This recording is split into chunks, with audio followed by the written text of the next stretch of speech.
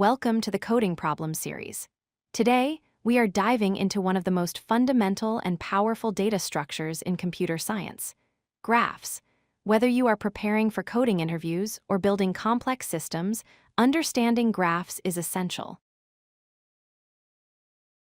Let's start with the core definition. A graph is a nonlinear data structure composed of two things.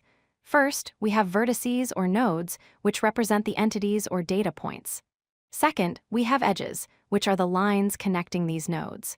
Mathematically, it is denoted as G equals V, E. Graphs are everywhere around us. In a social network like Facebook, each person is a vertex, and friendship is an edge connecting them.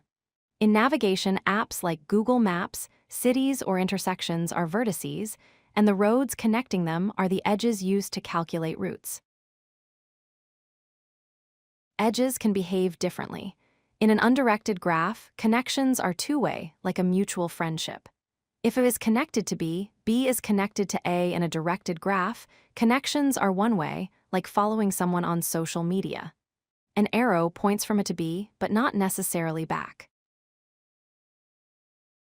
Edges can also carry information. In an unweighted graph, all connections are equal. We just care if a connection exists. In a weighted graph, each edge has a value or cost assigned to it. This is crucial for maps, where the weight might represent the distance in miles or travel time between cities. Here are three terms you will hear often. The degree of a vertex is simply the number of edges connected to it. A path is a sequence of nodes you can travel through to get from one point to another. A cycle is a path that loops back to where it started. How do we store graphs in code? The first method is an adjacency matrix. This is a 2D array or grid. If there is a connection between node I and node J, we put a 1 in that cell. Otherwise, we put a 0. It provides very fast lookups but consumes a lot of memory. The second and more common method is an adjacency list. Here, we have an array where each index represents a node. Each index stores a list of only the neighbors it connects to. This is much more memory efficient because we do not store the empty space for non-existent connections. Comparing the two, the adjacency list is the winner for most scenarios.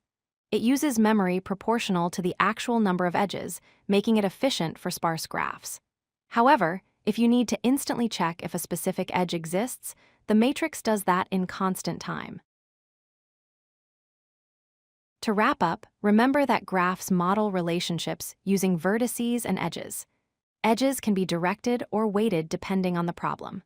For most coding interviews and applications, you will want to implement your graph using an adjacency list.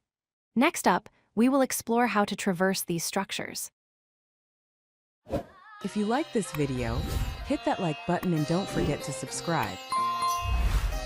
Visit codelucky.com for more such useful content.